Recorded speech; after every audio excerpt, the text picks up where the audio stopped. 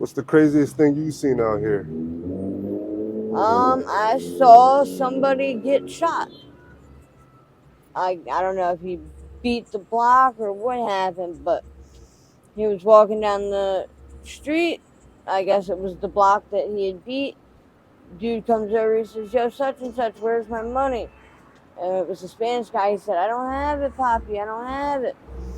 So he grabbed him, pushed him up against the wall, rummaged through all his stuff, stripped him butt naked, Mm. took the little bit of change he had, um, and then literally took him right around the corner, and you could just barely see like this much of him, and shot him right in the back of the head. Wow. Yeah, Did that bother you? 'Cause that scared me. I ain't gonna yeah, lie. I'd get out of here. that was kind of traumatizing. Hello, it's very nice to meet you. You're on a block with ATM Fox. May I have your name? Kiki, Kiki? All right, Kiki. How old are you? just turned 29. 29? Where are you from? Originally from Delaware. Okay. Dover, like Y- your yeah, boyfriend? that's funny. Usually, when you say I'm from Delaware, first thing people say is, "Oh, Wilmington." Yeah. Dover's the capital. Yes, it is. What was it like growing up out there? I liked it. It was more country. It was kind of secluded. It was quieter. Big change of pace from there to city life. Yeah, I can definitely agree with that. Cause I've been to Dover. My friend he went to DSU, so I would Oh, hang out there a little bit. yeah, I actually stayed not too far down the road from there. Right. So what was life like in your household? Was it Um, good upbringing? I didn't think so at the time, but looking back, yeah, I had a decent childhood. My parents always made sure we had food on the table. We took a lot of vacations. Hmm. Like, it was good. It was good. What led to this being out here in Kensington? Like I said, that's definitely a big change from how I grew up, where I grew up, to coming out here. Like I said, city life, it's a lot more busy, a lot more people, it's crowded. Like I said, Delaware was, quieter, more reserved, not so many people. And then Kensington, it is its own whole breed of place. You got people ODing everywhere, cops everywhere, a lot of fighting, robbing, stealing, just craziness. It's a circus with no ringleader. Big difference from where you grew up. Yeah, big difference. Did you start coming out here just as a party or? Um, Originally, we came out here for the drugs. I'm not even gonna lie. We were grabbing off of somebody that was coming up here and bringing him back, and he ended up getting arrested. So we started just coming up here ourselves. You ended up getting arrested, Yeah. and you guys ended up finding new people to grab from. No, we had heard from him that he was coming up here to Philly, and it was the way he described it was like the Walmart of heroin. You could pretty much ride down any street and they would just yell it at you. He made it seem like it was really simple. So we really didn't even know what we were doing. One day we just hopped on a train and came up here. Mm-hmm.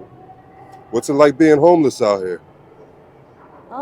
I've never known anything but. So um, they feed us decent. There are good people that come out here and actually make sure we eat and stuff like that. But as far as like safety or any kind of shelter, really, that's almost non-existent. Mm-hmm. So you said no shelter? I mean, there's a couple shelters, but they're almost worse than being out here just right on the street. You guys have a bando or something you go to at all? We actually stay at the train station, and it's not too bad. Cops come wake you up first thing in the morning, but it's relatively safe. It's safer than out here. So. Right. How much of the drug do you have to take the knot off? It depends how strong it is. Sometimes all you need is quarter of a bag. Sometimes it takes two. Yeah. On a normal day, normal bag, about half a bag. Did you witness that sample line with the I trip? actually wasn't here for that one. It was in it. Okay, that's good. That's good. How often do you go for the samples? Pretty much every chance I get, unless it's too far. If it's too far, I usually won't even bother because you do all that ripping and racing and running, and then 9 times out of 10, you did it for nothing. You didn't even make it. Stories that trip, like the story trip that just that story trip just told me that it don't scare you or bother you at all. It does, but once you've been out here for a little while, you almost kind of get immune to it.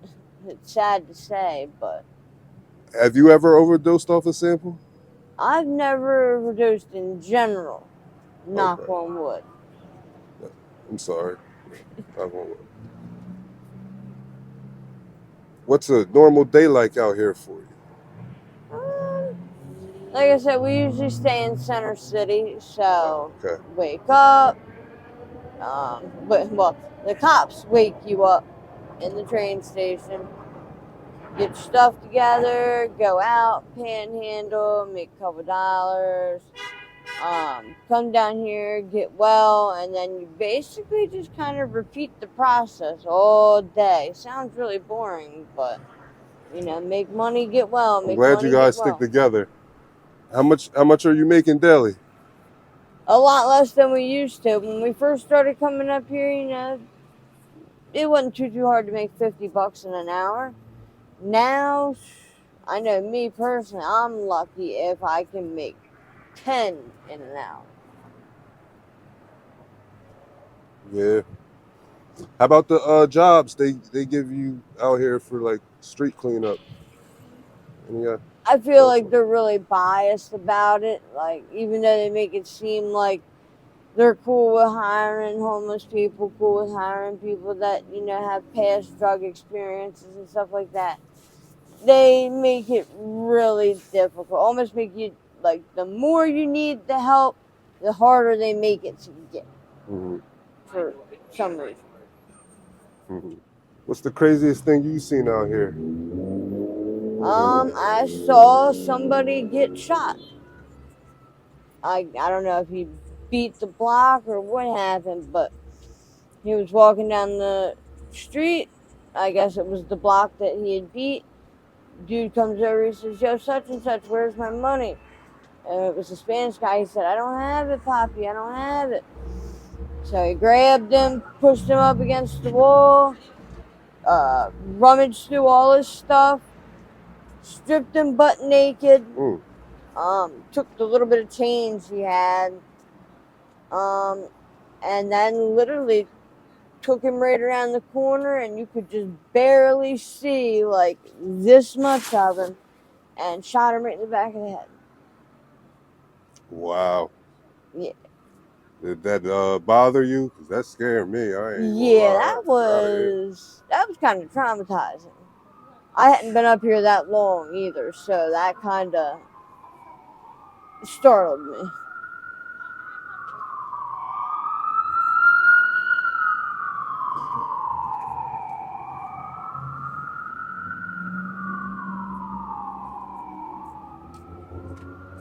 Yeah, you guys have to see a lot of things and witness a lot of crazy things of living out here. Yeah. I just want y'all to get up off the streets. You think the government got something to do with all of this? The drugs that's out here? When all this first started happening, yeah, that was my first thought. It was what do they call it? Basically, like genocide. Is that what they call it? Where they're trying to control the population, get rid of the weak and the sick and the old, and population control, basically. Population control, right? Yeah. You see yourself beating this addiction? You and your boyfriend? Yeah, I'm gonna do it. One way or another, I'm gonna do it. How? That's the question. Yeah. But I'm gonna make sure of it, Rehab? if that's what it takes. Give it a shot. Where do you see yourself in the next 6 months? Next 6 months, I'd like to say clean and in my own place, but I know, that's non-realistic. So in 6 months, hopefully I'm either in a rehab working on getting clean or, somewhere along the lines of getting clean, because I can't do this anymore. I'm just going to say it like that. I'm hoping by summertime, I'm at least halfway there. And what's stopping you? Me, I guess. That's a good question, because they say once you reach rock bottom, that's when you make a change. But I've been at rock bottom. I guess I just need that last little kick in the ass to get it done. How do does your family know you're out here like this? Yeah. When's the last time you spoke to them? Been a little while. Probably the last one I talked to was my dad about a month ago. What was he saying? He loves me, he misses me, he wants me to come home. But going back to that was a really toxic environment. Don't get me wrong, I love my dad.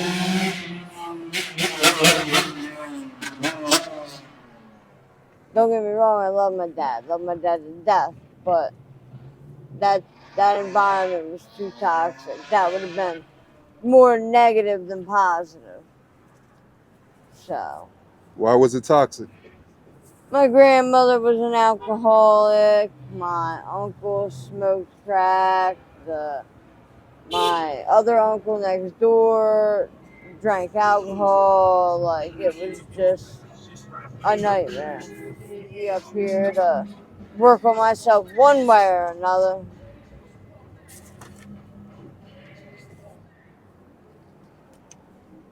You don't know what it's going to take yet, but you going to get clean. I know you will.